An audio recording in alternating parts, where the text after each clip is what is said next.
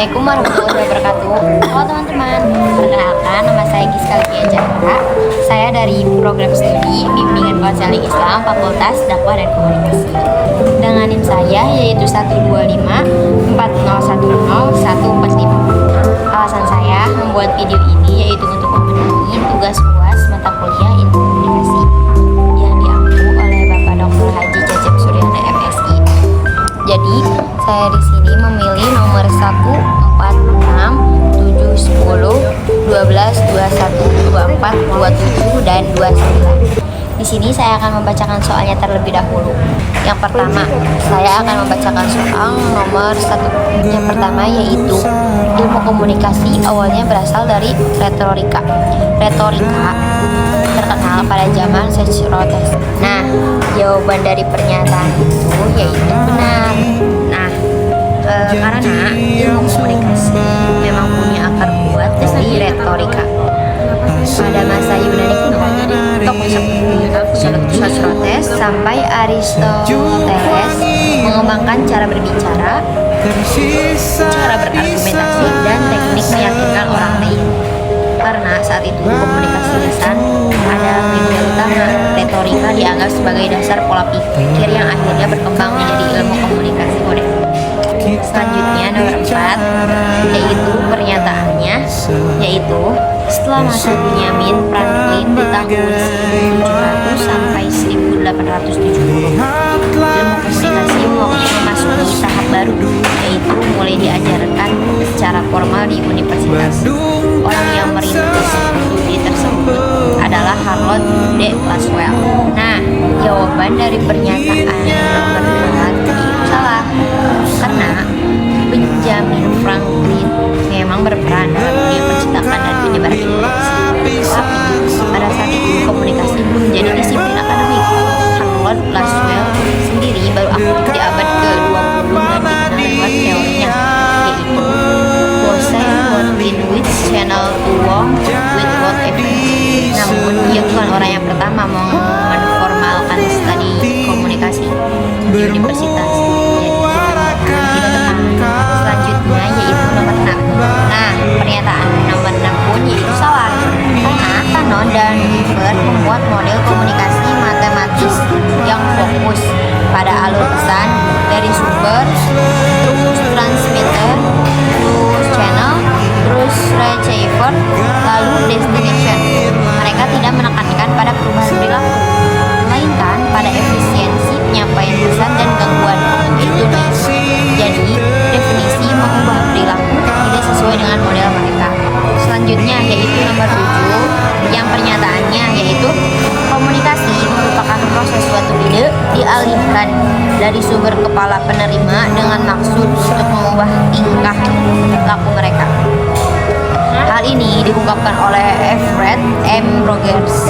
Nah, jawaban dari pernyataan nomor 7 yaitu benar, karena Everett M. Rogers memang mendefinisikan komunikasi sebagai proses pengalihan ide dari seseorang kepada orang lain dengan tujuan tertentu.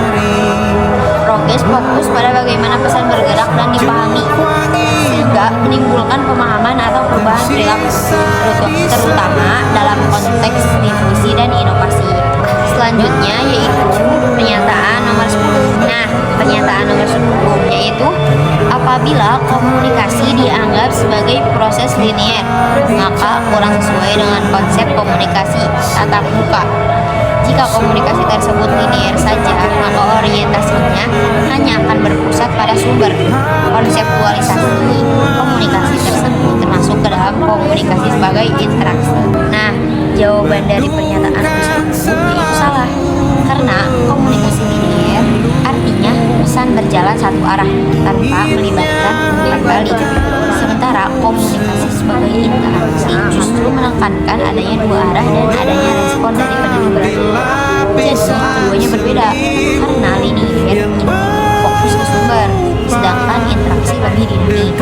Nah, selanjutnya pernyataan nomor 21 yaitu Mahrebian menyatakan bahwa makna setiap pesan komunikasi dihasilkan dari fungsi 55%. pernyataan verbal, 7% bentuk vokal, dan 38% ekspresi wajah. Nah, jawaban dari pernyataan nomor 21 itu salah, karena formula Mehrabian yang benar adalah 7% verbal yaitu kata-kata, 38% vokal yaitu intonasi, dan 55% visual yaitu gestur dan ekspresi wajah. Jadi yang 55% itu bukan pernyataan verbal, melainkan komponen visual. Data ini pun hanya berlaku untuk situasi yang melibatkan perasaan atau sikap.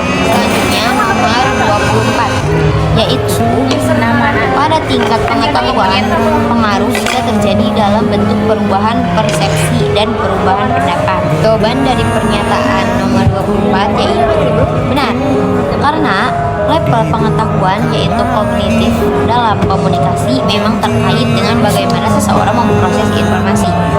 Efeknya biasa berupa perubahan cara memandang sesuatu, yaitu persepsi, atau perubahan opini, yaitu pendapat. Jadi, pernyataan sesuai dengan konsep efek komunikasi kognitif.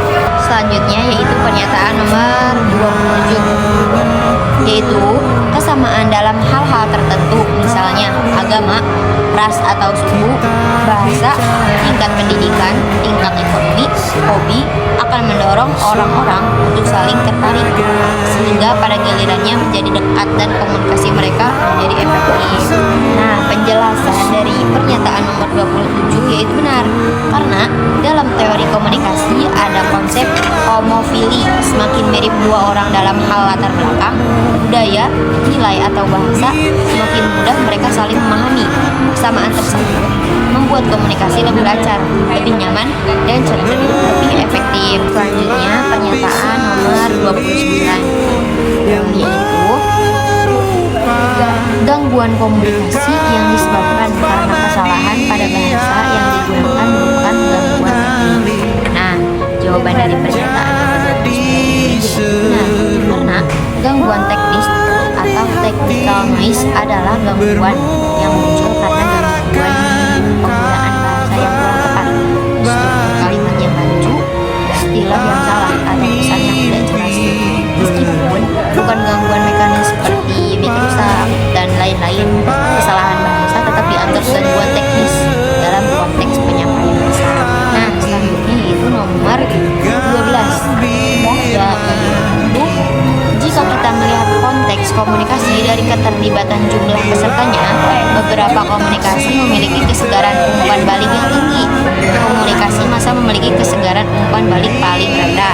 Nah, jawaban dari pernyataan nomor 12 yaitu benar, karena komunikasi massa seperti TV, radio, atau surat kabar tidak melibatkan respon langsung dari audiens. Feedback dari khalayak biasanya datang tertunda, seperti lewat survei, komputer, atau rating. Nah, karena itu komunikasi massa dianggap punya kesegaran umpan balik paling rendah dibanding komunikasi intrapersonal atau kelompok. Peranmu selesai, bebas sama tugas, namun ku ingat, kan selalu ku ingat. Temani tumbuhku, kembangkan tingkahku, semua ku ingat. Dalam dan lega di antara